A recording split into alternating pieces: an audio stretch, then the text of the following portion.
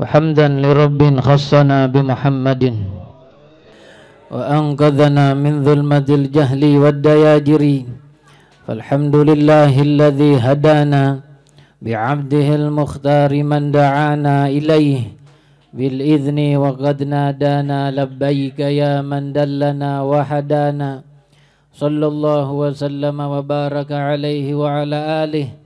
الحمد لله الذي جمعنا في هذا المجمع الكريم المبارك. الحمد لله الذي بسط علينا بساط التكريم والتشريف. Limpahan puji kehadirat Allah subhanahu wa ta'ala, Allah yang maha membentangkan rahmat di barat dan di timur, di utara dan di selatan. Tidak ada satupun jengkal dari bumi ini melainkan dipenuhi rahmat Allah subhanahu wa ta'ala. Tidak ada satupun makhluk yang hidup melainkan hidup dengan rahmat Allah jalla jalaluh. Tidak ada satupun hewan yang terbang di angkasa, di udara, melainkan ia terbang dengan rahmatnya Allah subhanahu wa ta'ala. Dan tidak satupun burung yang mengepakkan sayapnya ketika ia terbang ke sana kemari, ketika ia mencari nafkah, ketika mencari makan untuk anak-anaknya di sarangnya. Tidaklah mereka terbang mencari rahmat Allah, mencari nafkah, melainkan dengan rahmat Allah subhanahu wa ta'ala.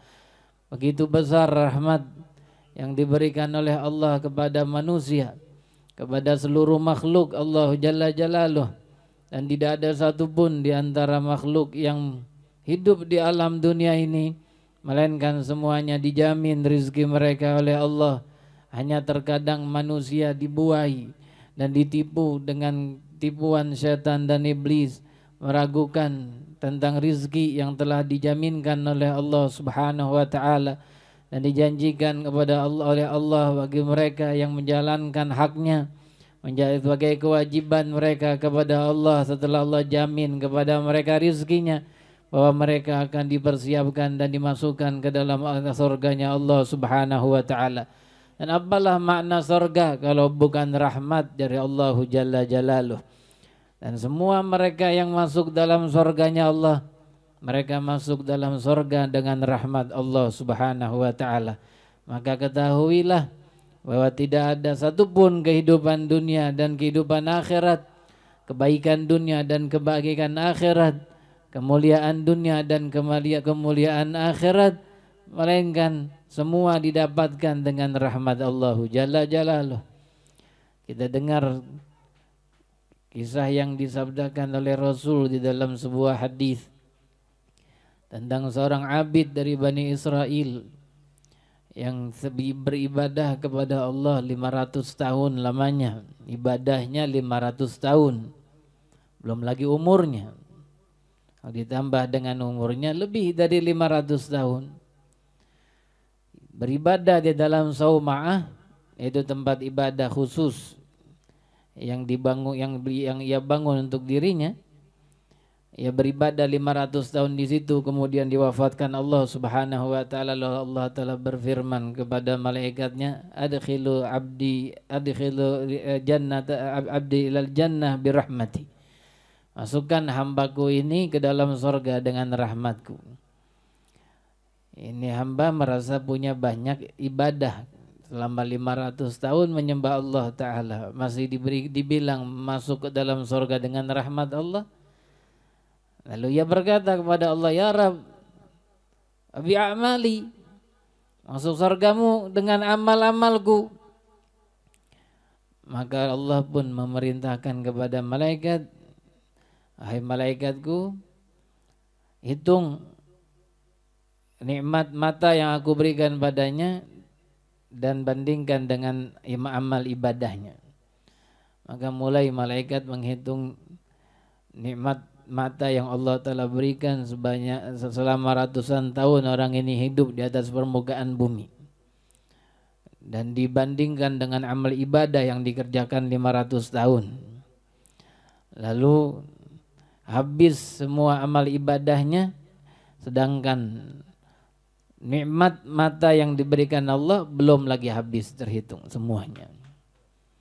500 tahun ibadah enggak cukup untuk membayar nikmat melihat penglihatan yang diberikan Allah. Lalu Allah berkata kepada malaikat, wahai malaikatku, ceburkan hambaku ini ke dalam neraka.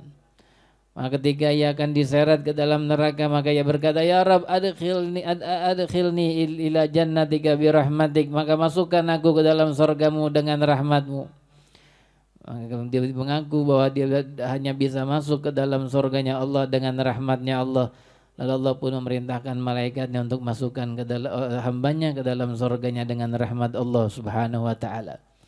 Lalu kita dengar tentang hadis yang disabdakan Rasul sallallahu alaihi wasallam, bahwa semua manusia, semua hambanya Allah masuk ke dalam surga dengan rahmatnya. Lalu para sahabat mengatakan, wala anta ya Rasulullah, engkau pun demikian wahai Rasul, masuk ke dalam surga Allah dengan rahmat? Maka Rasul mengatakan, na'am, illa an yatagammadani Allahu birahmatih. Iya, aku masuk ke dalam surga Allah Ta'ala dengan rahmat Allah. Illa an yatagammadani Allahu birahmatih. Tetapi bedanya antara aku dengan kalian, Allah selalu meliputi aku dengan rahmatnya Allah Subhanahu wa ta'ala. Artinya bahwa Rasul sudah pasti masuk ke dalam surganya, walaupun masuknya juga dengan rahmat Allah Subhanahu wa ta'ala, karena rahmat Allah Ta'ala tidak akan terlepas dari diri Sayyidina Muhammad sallallahu alaihi wasallam. Bagaimana mungkin rahmat terlepas dari sang Rasul kalau beliau sendiri adalah rahmat untuk sekalian alam. Beliau adalah mata air rahmat untuk semua makhluk. Dan Allah Ta'ala firmankan dalam Al-Quran, wa ma arsalnaka illa rahmatan lil alamin. Tidaklah aku utus engkau wahai kekasihku Muhammad melainkan rahmat untuk sekalian alam. Kalau beliau adalah rahmat untuk semua makhluk, maka rahmat tidak akan terlepas dari Nabi Muhammad, dan sudah pasti dengan demikian beliau masuk dalam surganya Allah Subhanahu wa ta'ala. Bukan hanya beliau yang dijamin masuk ke dalam surga, tapi beliau bahkan menjamin orang lain untuk masuk ke dalam surga. Ya, tentunya dengan rahmat Allah, tentunya dengan izin Allah. Apa sih yang tidak diizinkan oleh Allah untuk Sayyidina Muhammad sallallahu alaihi wasallam? Kalau Allah Ta'ala saja berkata kepada para pasukan Badr, para sahabat-sahabat yang hadir di perang Badr, mereka diampuni oleh Allah Subhanahu wa taala dosa-dosa dan mereka, dan Allah Ta'ala berfirman kepada mereka melalui lisannya Sayyidina Muhammad sallallahu alaihi wasallam, i'malu ma syi'tum faqad ghafarallahu lakum. Kerjakan apa yang kalian inginkan, sungguh Allah Ta'ala telah mengampuni dosa-dosa kalian. Ketika terjadi fitnah di antara para sahabat yang menimpa pada diri Sayyidatina Aisyah radhiyallahu taala anha wa ardhaha, fitnah yang disebarkan oleh para munafikin, dan ada seorang mukminin yang terkena fitnah, terkena arusnya sehingga ikut-ikutan. Sayyidina Mistah juga ikut membicarakan Sayyidatina Aisyah radhiyallahu taala anha wa ardhaha, bahwa tentang seputar fitnahnya. Ketika beliau difitnah berbuat yang tidak-tidak dengan salah seorang sahabat, ketika salah seorang sahabat itu menemukan Sayyidatina Aisyah yang tertinggal dari rombongan ketika pulang dari salah satu peperangan bersama Rasulullah sallallahu alaihi wasallam. Lalu sahabat ini karena menemukan Sayyidatina Aisyah sendirian, ia pun kemudian menawarkan tumpangan ontanya, maka Sayyidatina Aisyah pun naik ke onta dan beliau pun menuntunnya sampai di kota Madinah. Ummul Mukminin Sayyidina Aisyah radhiyallahu taala anha wa ardhaha pulang dengan seorang laki-laki dari kalangan sahabat yang bukan mahramnya, maka orang munafikin pun bergembira, tepuk tangan, ini kesempatan untuk membuat fitnah. Di fitnah Sayyidina Aisyah telah melakukan sesuatu yang tidak pantas dengan sahabat itu, dan beliau tidak tahu sampai kemudian di akhir-akhir beliau baru tahu, karena Allah Ta'ala memberikannya cobaan sakit sepulangnya dari peperangan itu. Ketika di suatu saat beliau ingin buang hajat, dan sebagaimana adat setempat di zaman itu, ya perempuan jikalau buang hajat di malam hari, dan karena mereka harus buang hajat di luar rumah, di pinggiran kota Madinah, mencari tempat untuk buang hajat, diantarkan oleh pembantunya seorang wanita yang saya tidak ingat namanya sekarang. Lalu ketika ia tersandung, kemudian terlontar ucapan secara tidak sengaja. Ucapan itu bunyinya, ta'isa Mistah, celakalah si Mistah. Lalu kata Sina Aisyah, kenapa engkau mengatakan demikian? Tidakkah engkau tahu bahwa Mistah adalah Ahlul Badr? Dan Ahlul Badr dikatakan oleh Allah demikian. I'malu ma syi'tum faqad ghafarallahu lakum.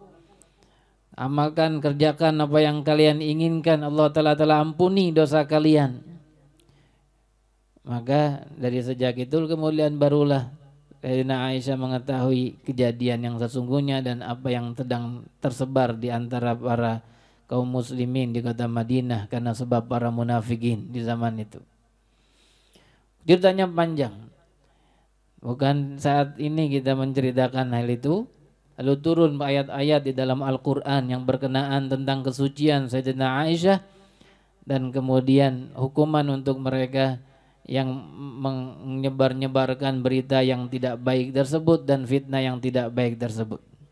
Hadirin hadirat yang dimuliakan Allah, kalau Allah Ta'ala memberikan kata ucapannya kepada para pemilik Badar, para penghuni Badar yang hadir dalam perang Badar, i'malu ma syi'tum faqad ghafarallahu lakum, amalkan, kerjakan apa yang kalian inginkan, sungguh Allah telah ampuni dosa-dosa kalian. Maka sahabat pun tidak berani mengatakan sesuatu yang buruk terhadap para sahabat, khususnya mereka yang hadir dalam perang Badar, karena kemuliaan mereka di sisi Allah Subhanahu wa taala, sehingga mendapatkan jaminan itu dari Allah Jalla Jalaluh.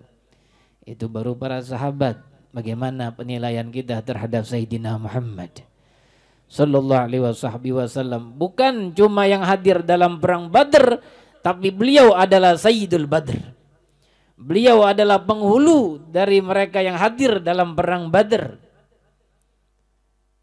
Sayyidina Jibril berkata kepada Rasulullah, "Hai Muhammad sallallahu alaihi wasallam, apa engkau anggap apa mereka yang hadir dalam perang Badar?" Maka Rasul mengatakan, mereka yang paling dalam Badar adalah orang yang paling afdal di antara kami.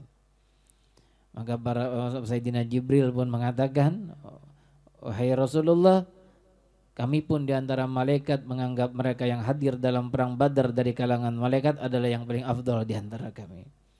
Maka malaikat pun termuliakan oleh Allah karena hadir dalam perang Badar bersama Sayyidina Muhammad sallallahu alaihi wasallam. Maka Rasul bukan cuma dijamin masuk surga, tapi beliau pun menjamin surga untuk orang lain, para kalangan sahabatnya.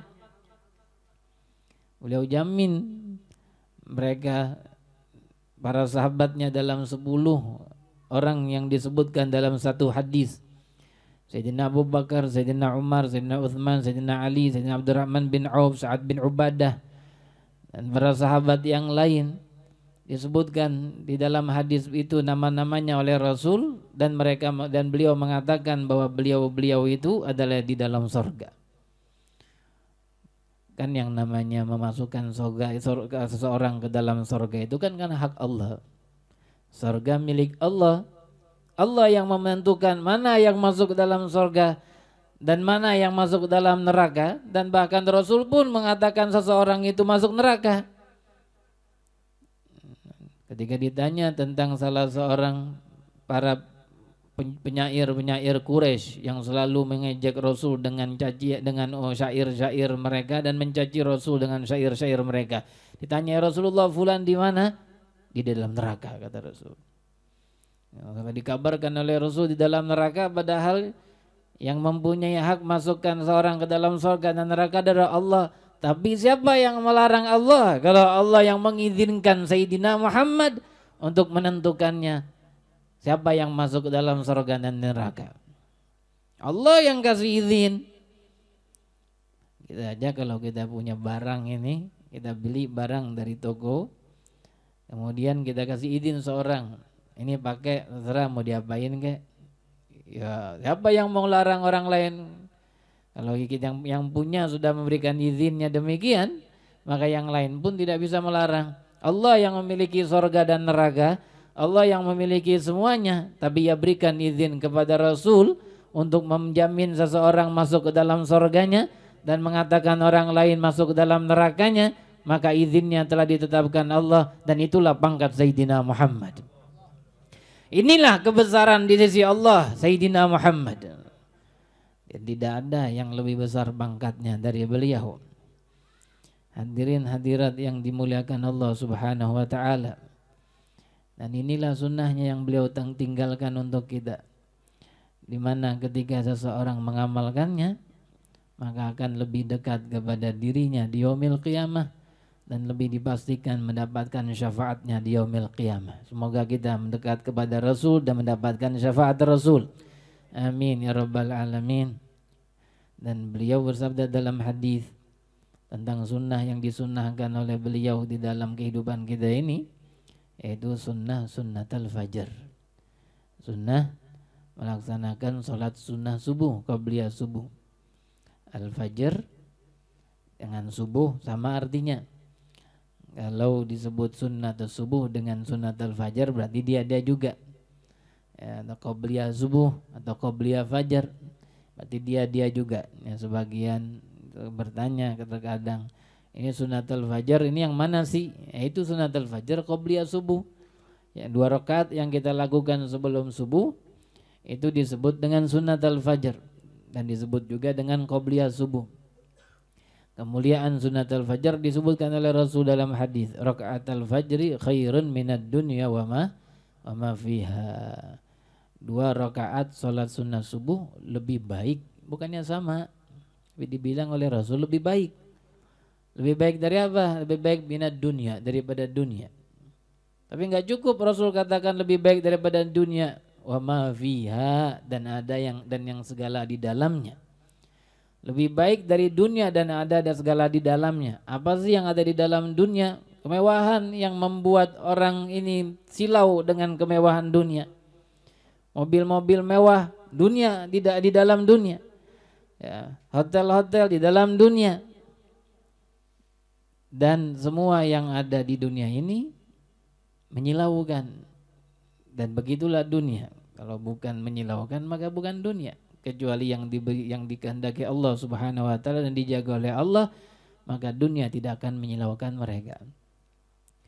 Ini 2 rakaat lebih baik daripada dunia dan seisinya. Artinya kalau kita dibukakan hijab oleh Allah dan kita lihat pahala 2 rakaat salat sunnah qabliyah subuh, ketika kita diperlihatkan itu, datang seorang yang sangat kaya dan kemudian mengatakan aku punya 100 ini atau 1000 atau 10.000 kendaraan mewah, aku akan berikan kepadamu, jangan sholat sunnah fajar hari ini. Kita akan tolak mentah-mentah itu kalau ketika kita lihat yang dibukakan Allah berupa karunia yang ditanamkan dan disimpan di dalam sholat sunnah qabliyah subuh. Khairun minad dunya wa ma fiha, lebih baik daripada dunia dan seisinya. Di dunia ada barang tambang yang diperebutkan oleh negara-negara di zaman kita. Bahkan adidaya pun menguasai negara lain untuk mengapain? Untuk mengambil barang tambangnya, ngambil minyaknya. Banyak yang terbunuh, ribuan, ratusan ribu, jutaan orang terbunuh hanya masalah apa? Masalah minyak. Itu di dalam dunia. Tapi Allah Ta'ala Rasul mengatakan ini 2 rakaat yang kita kerjakan cuma hanya 2 menit atau bahkan kurang daripada itu, lebih baik daripada dunia dan seisinya. Sebab Allah Ta'ala dan Rasul melihat dunia dengan pandangan yang lain dengan dilihat oleh orang-orang yang jauh dari Allah, dari para kafirin dan munafikin. Allah melihat dan Rasul melihat dunia seperti apa? Kata Rasul dalam hadis, "Lau kanatid dunya indallahi ditusawi janaha ba'udah lama saqa kafiran minha walau syarbata ma." Kata Rasul dalam hadis, jikalau dunia ini di sisi Allah Ta'ala menyamai seharga satu sayap nyamuk. Satu sayap nyamuk, nyamuk punya dua sayap, satu sayap aja. Kalau dunia seharga itu di sisi Allah, bukan di sisi manusia. Kalau di sisi banyak manusia, dunia harganya mahal. Ya, harganya mahal dunia, emas dan intan-intan permata, mobil-mobil mewah, harganya mahal. Tetapi di sisi Allah Ta'ala, jikalau dunia itu menyamai sebuah sayap nyamuk, kalau seharga itu aja, padahal siapa sih yang mau beli sayap nyamuk?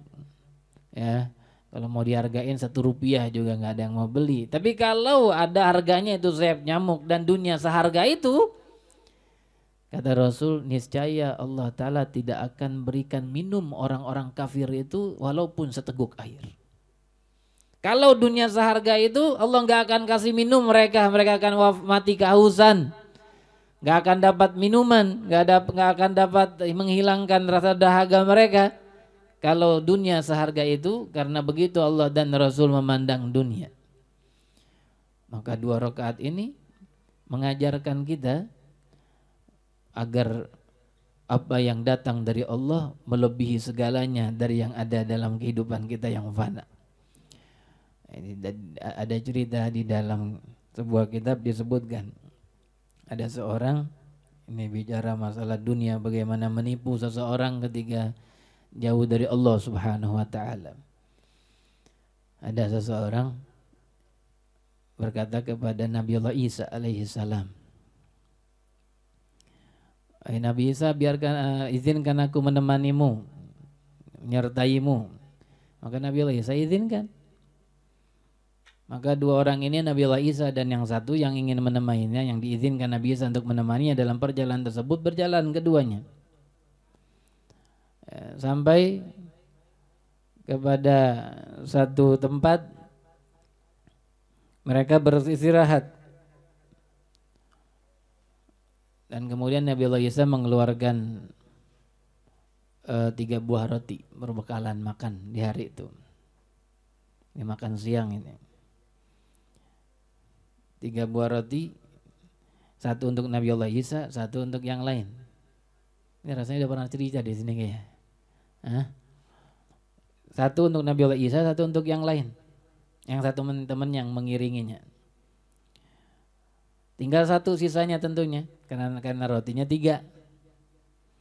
Lalu setelah makan roti tersebut, Nabi Allah Isa bangun, karena dekat itu ada sungai, beliau pun datang ke sungai untuk minum.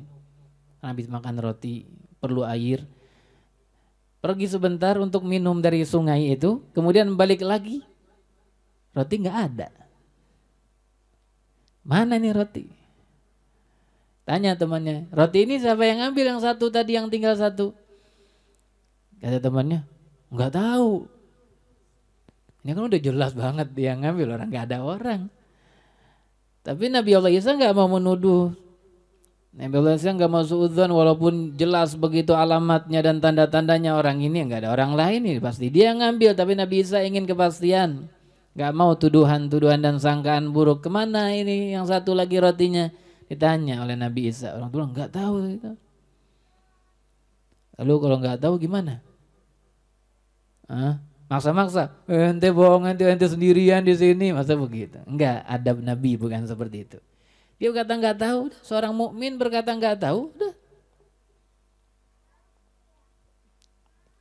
Jalan Nabi Allah Isa dengan meneruskan perjalanan keduanya. Lalu sampai di suatu tempat mereka cari makanan, mau berburu. Lalu dilihat dari jauh oleh Nabi Allah Isa ada seekor manjangan dengan anaknya, 2 ekor yang masih kecil baru lahir. Nabi Allah Isa seorang nabi, ya, diberikan Allah Ta'ala mu'jizat. Maka Nabi Allah Isa pun memanggil salah satu anak manjangan itu, kemari, maka kemari. Menurut kepada Nabi. Lalu sudah ditangkap oleh Nabi Allah, karena dia tangkap kemudian disembelih oleh Nabi Isa. Kalau disembelih ya disiangin, orang kita bilang disiangin. Ya, dikuliti, dipotong-potong, mau diapain? Mau dimakan. Karena beliau lapar ini, makan dengan temannya dibakar. Setelah dibakar selesai beliau makan kenyang. Tinggal apa yang sisa? Tulang-tulang. Mungkin kepalanya sisa nggak dimakan, tulang-tulang. Hasil karena sudah dimakan oleh Nabi Isa dan kawannya ini. Karena bisa kan punya mukjizat bisa menghidupkan yang mati. Kata Nabi Isa, dengan izin Allah bangun. Maka tulangnya nyatu satu dengan yang bangun, jadi lagi. Hewan yang hidup. Kembali ke tempatmu. Masya Allah, kenyang udah, hewannya hidup lagi bangun. Enak kan jadi nabi. Lalu kata Nabi Isa setelah memperlihatkan mukjizat itu di depan kawannya. Ya fulan, katanya Nabi Isa, demi Allah yang telah memperlihatkanmu tanda kebesarannya tadi, siapa yang makan roti yang tadi? Udah diperlihatkan Allah mukjizat yang begitu hebat, bagaimana mungkin suatu tulang-tulang yang udah dimakan yang daging udah dimakan kemudian bisa hidup lagi? Tapi itu belum menggetarkan ini orang jiwanya, dia belum mau mengaku. Katanya, nggak tahu ya wahai Nabi Allah Isa. Dipaksa sama Nabi Isa, nggak tahu ya khair. Jalan, meneruskan perjalanan sampai kepada satu tepi sungai. Sungai besar dan mereka ingin nyebrang. Nabi Isa pun pegang tangan temannya ini, ikut. Maka jalan di atas sungai. Berjalan di atas air. Merupakan satu kehebatan dan luar biasa yang sangat dahsyat. Ya. Orang ini cuma ngelihat-lihat aja dipegang sama Nabi Isa, dituntun oleh Nabi Isa berjalan di atas air sampai di tepi satunya turun ke daratan kembali. Lalu Nabi Isa berkata lagi, demi Allah yang telah memperlihatkanmu mukjizat tadi dan tanda kebesaran tadi, siapa yang mengambil roti yang satu tadi? Belum mau ngaku. Ya, udah 2 mukjizat dilihat, belum mau mengaku, katanya tidak tahu ya Nabi Allah Isa. Enggak tahu siapa yang ngambil rotinya. Oh, kita udah 4 aja ini. Ente doang sendiri, siapa lagi yang mau ngambil? Tapi ini adab seorang nabi. Adab seorang rasul utusan Allah Ta'ala. Nabi saya jalan, meneruskan perjalanan. Lalu setelah meneruskan perjalanan, istirahatlah di satu padang pasir. Lalu Nabi Isa pun mengumpulkan pasir itu. Pasir dikumpulkan sehingga menggunung tinggi, pasir banyak. Kata Nabi Isa, jadilah emas. Maka jadi emas. Ketika sudah jadi emas, dibagi 3. Emas itu sepertiga. Kata Nabi Isa, sepertiga ini untukku, sepertiga ini untukmu, sepertiga ini yang ngambil roti. Yang ngambil roti. Ketika sepertiga itu buat yang ngambil roti, langsung orang ngaku, ya Nabi Isa, aku yang ngambil roti, yang makan roti. Karena dunia. Tadi diperlihatkan yang mati jadi hidup, diperlihatkan jalan di atas air, nggak mau ngaku. Tapi ketika melihat dunia ini sepertiga emas, ini banyak, maka dia ngaku supaya mendapat sepertiga. Aku yang makan Nabi Allah Isa, aku yang makan rotinya. Nah, sekarang baru dah karena pengakuan ini bukan orang baik. Kita berbohong, khianat dengan teman sendiri. Kata Nabi Allah Isa, ambil semua buat ente. Emasnya bukan cuma 2/3 diambil. Ambil semua buat ente, kata Nabi Isa alaihissalam. Maka Nabi Isa tinggalkan itu. Masya Allah, di depannya emas menggunung besar. Dia bawa kemana ini? Dia diam aja di situ dulu, di padang pasir itu. Gak lama kemudian ada 2 orang lewat, musafir. Melihat orang sendirian di padang pasir, di depannya ada emas banyak, harta yang berlimpah. Kata 2 orang ini, kita bunuh aja, kita ambil emasnya. Maka kemudian berusaha dibunuh, akhirnya yang satu ini mengalah, yang punya emas mengalah. Udah begini aja, kita bagi 3 aja deh. Ente gak perlu bunuh Anda kita bagi aja bertiga. Oh kalau begitu baik deh. Gak perlu ada yang mati dan semuanya dapat emas. Bagi 3, sepertiga buat ini, sepertiga buat itu, sepertiga buat dia. Maka setelah mereka bincang-bincang, datang lapar. Bagaimana kalau salah satu dari kita ke kampung sebelah tuh yang dekat, ambil sedikit emas, beli makanan di sana, bawa pulang, kita makan bareng-bareng di sini. Maka yang satu ya setuju biar saya yang bangun, saya yang ke sana, saya yang beli makanan. Ya temannya. Maka dua orang duduk jaga emasnya, yang satu pergi beli makanan di kampung terdekat. Ini orang yang beli makanan di tengah jalan punya pikiran jahat. Kenapa aku mesti bagi itu emas-emas pada temanku? Kalau mungkin aku miliki semuanya, aku akan racuni makanan mereka. Makanya orang pergi beli makanan, makanannya pun diberi racun. Nah ini yang berdua, yang duduk jaga emas, kata berdua bermusyawarah nih. Ini kalau kita bagi berdua lebih banyak, ngapain kita bagi dia? Kata yang kedua ini. Bagaimana kalau dia datang kita bunuh? Oh iya, jadi kita bagian kita lebih banyak. Sepakat berdua untuk membunuh orang teman yang tadi kalau datang dari beli makanan. Makanan udah diracun oleh yang beli makanan, kemudian ketika datang maka keduanya pun membunuhnya dan dibunuh. Setelah dibunuh temannya ini, dia lapar, dimakan makanannya. Keduanya mati keracunan, yang satu mati dibunuh, maka semuanya pun mati di tempat itu, tinggallah emas, nggak ada yang punya. Ketamakan terhadap dunia. Maka nggak lama kemudian Nabiullah Isa dengan para hawariyin, sahabat-sahabat dekatnya, melewati tempat itu, kata Nabi Isa diceritakan tentang kejadian ini, lihat tuh hasil dari tamak terhadap dunia. Nggak ada yang dapat, semuanya mati, dan emasnya tinggal di situ. Itu bahaya ketamakan terhadap dunia. Allah telah perlihatkan kepada Nabi Isa alaihissalam. Nabiullah Isa adalah seorang yang terkenal dengan Nabi yang sangat zuhud. Ada ketika beliau menyisir rambutnya, apa yang digunakan untuk menyisir rambutnya? Tulang-tulang ikan. Ketika menyisir rambutnya, merapikan rambutnya, syaitan berbentuk di hadapannya. Kata syaitan, hai Isa, engkau sekarang cinta terhadap dunia. Karena merapikan rambutnya dibilang cinta. Nih ambil katanya. Ambil sisirannya. Pernah juga suatu saat ketika beliau tidur beliau beralaskan batu, berbantalkan batu. Tampak iblis juga. Kemudian iblis itu berkata kepada Nabi Isa, wahai Isa, engkau tidur dan kau lebih cinta dunia daripada akhirat. Tidur dengan nyenyaknya begini kata. Kau tidur dengan nyenyak di atas batu ini, ambil batu. Karena zuhudnya Nabi Isa alaihissalam, maka itu pandangan dunia terhadap di pandangan para solehin, di pandangan para anbiya dan mursalin. Tapi yang maknanya dunia itu bukannya kita nggak boleh punya mobil, nggak boleh punya motor, nggak boleh punya rumah. Sayyidina Abdurrahman bin Auf orang yang kaya. Sayyidina Utsman bin Affan orang yang kaya. Di satu peperangan Sayyidina Utsman bin Affan menginfakkan harta perdagangannya untuk perang yang dinilai di zaman kita ini lebih dari 1 miliar. Maka uangnya banyak.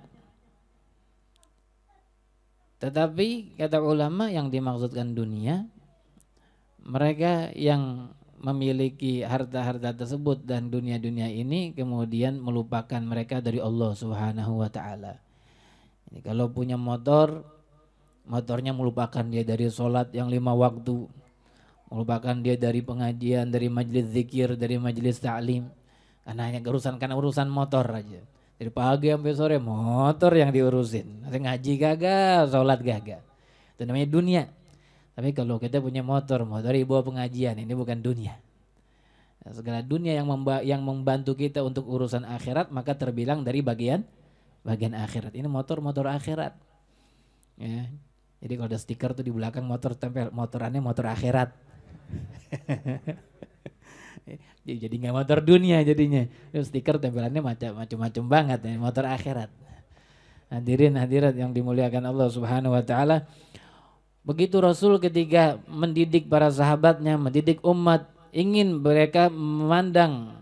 beliau bahwa para sahabat dan umatnya memandang akhirat lebih dari segalanya dan tidak ada bandingannya terhadap dunia. Ada salah seorang sahabat Badui datang pada Rasul sallallahu alaihi wasallam dengan tergesa-gesa dan napas yang terengah-engah. Saat Rasul baru saja selesai sholat. Kata Rasulullah ketika orang itu menghadap, apa yang terjadi padamu?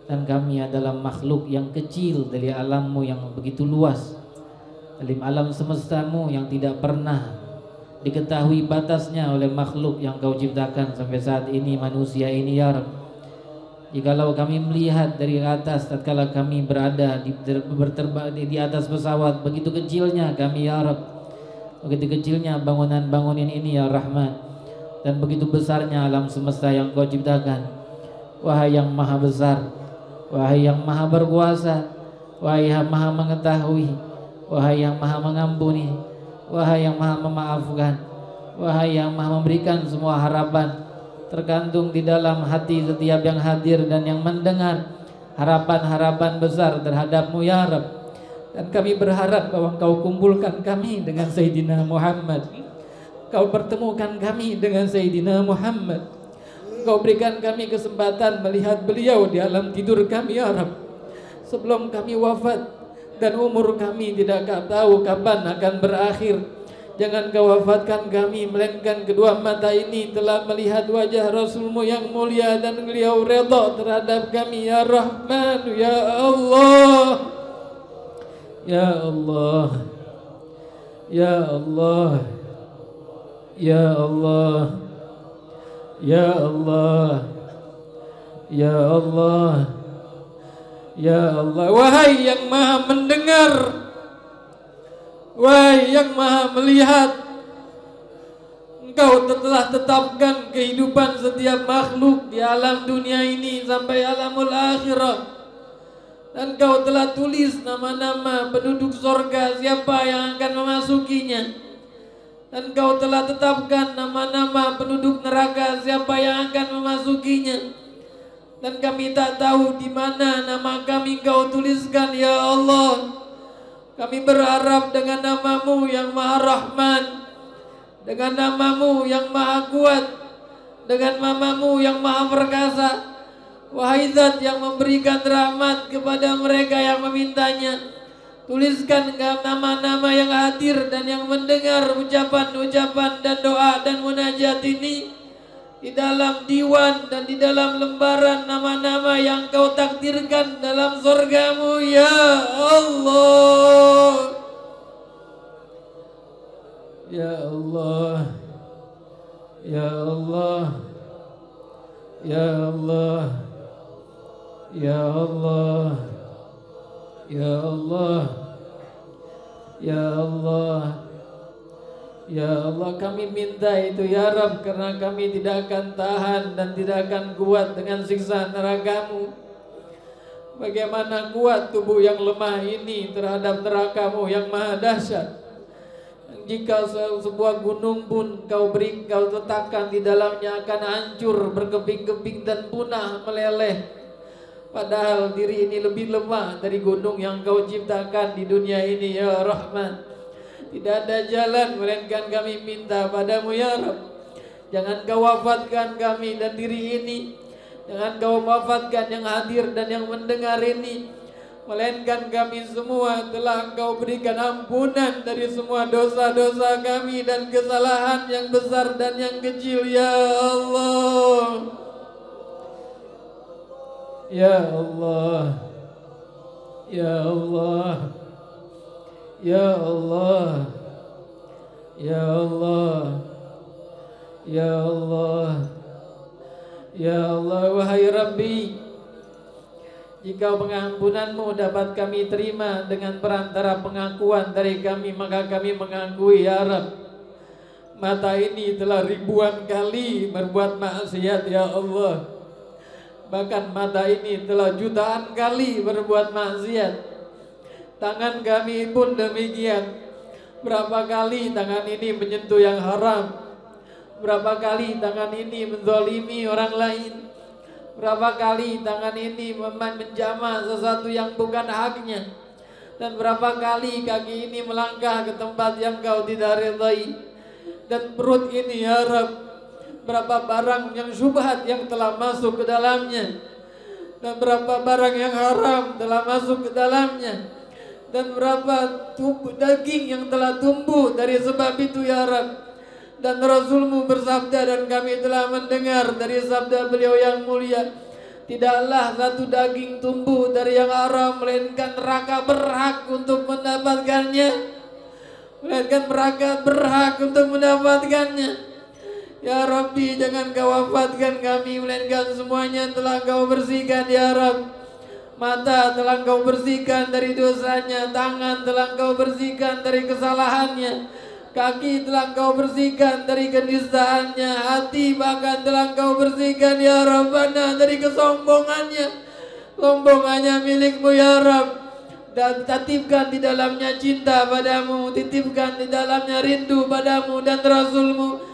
Ya Rabbana, wafatkan kami dalam sebaik-baik keadaan ya Rabb. Wafatkan kami sedangkan taubat telah kau terima dari kami ya Rahman ya Allah. Ya Allah, ya Allah, ya Allah, ya Allah, ya Allah, ya Allah, ya Allah, ya Allah. Di antara kami para suami yang memiliki istri, dan di antara kami para istri yang memiliki suami, di antara kami suami yang kadang menzalimi istrinya ya Rabb, mungkin pernah memukulnya, mungkin pernah memakinya, mungkin pernah tidak memberikan haknya, padahal mereka telah banyak membantu kami dan berjasa dan berbudi baik kepada kami ya Rabb. Mereka yang memasak untuk kami, mereka yang mencuci baju-baju kami, mereka yang merapikan semua hajat-hajat kami. Ya Rabbana ya Rahim, ampuni semua dosa-dosa ini ya Rabb, dan jadikan istri-istri kami istri yang soleha yang kami banggakan dunia wal akhirah. Ya Rabb, di antara kami para istri yang hadir, mungkin pernah menzalimi suaminya dengan tidak taat pada suaminya, menyangkal apa yang diucapkan suaminya, membantah apa yang diperintahkan suaminya. Ya Rabb, jika Engkau tidak ampuni, Rasulmu telah mengatakan bahwa mereka itu akan masuk ke dalam neraka kalau bukan rahmat-Mu ya Rabb. Maka ampuni dosa-dosa mereka ya Rabb sebelum mereka wafat. Jadikan mereka istri yang solehah dan berikan mereka suami-suami yang soleh, yang menuntut mereka dan menjadi imam untuk menuntut mereka dalam surga-Mu, sehingga Engkau kumpulkan mereka di alam surga sebagaimana Engkau satukan mereka di alam dunia. Ya Rabbana ya Rahim ya Rabb, ya Rabbana ya Rahman ya Allah, ya Allah, ya Allah, ya Allah, ya Allah, ya Allah. Dan diantara kami pun hadir mereka para anak muda yang mempunyai orang tua yang masih hidup, mungkin terkadang membantah ucapan keduanya atau mengingkari apa yang mereka inginkan, atau telah berdurhaka kepada keduanya. Ya Rabb, Rasulmu bersabda bahwasanya anak yang durhaka lebih pantas untuk masuk neraka daripada surga-Mu ya Rabb. Ya Rabbana, ampuni mereka, kalau bukan rahmat-Mu siapa yang membantu mereka ya Rabb. Kalau bukan Engkau siapa yang menolong mereka ya Rabb. Kalau bukan Engkau siapa yang membuat mereka bakti kepada kedua orang tuanya ya Rabb. Jadikan mereka yang hadir, yang mendengar, anak-anak dan pemuda-pemuda yang dibanggakan oleh-Mu dan oleh Rasul-Mu, yang dirindukan oleh-Mu dan oleh Rasul-Mu, sehingga mereka menjadi panji-panji dakwah di dalam alam dunia dan dibanggakan oleh Rasul-Mu di alamul akhirah. Ya Rabbana ya Rahim, ini hajat-hajat kami ya Rabb, dan berapa banyak hajat terlintas di dalam benak setiap yang hadir dan yang mendengar. Dan hanya Engkau yang tahu, dan hanya Engkau yang mendengar, dan hanya Engkau yang melihat, dan hanya Engkau yang mengerti. Ya Rabbana, berikan hajat-hajat mereka ya Allah, ya Allah, ya Allah, ya Allah, ya Allah, ya Allah, ya Allah, ya Allah, ya Allah, ya Allah. Yang kalian panggil adalah Allah, yang kalian panggil adalah Zat yang maha pemurah dan maha memberi. Yang kalian panggil adalah yang maha mengetahui segalanya. Tumpahkan semua di hadapan Allah. Ia akan mengetahui apa yang kalian inginkan dan apa yang kita butuhkan. Ya Rabbana ya Allah, Ya Allah, Ya Allah, Ya Allah, Ya Allah, Ya Allah, Ya Allah, Ya Allah, Ya Allah, Ya Allah, Ya Rahman, Ya Rahim, Ya Allah, Ya Rahman, Ya Rahim, Ya Allah, Ya Rahman, Ya Rahim. La ilaha illallah, La ilaha illallah, La ilaha illallah, La ilaha illallah al-halimul azim, La ilaha illallah rabbul arshil karim, La ilaha illallah rabbus samawati wa rabbul ardi wa rabbul arshil azim,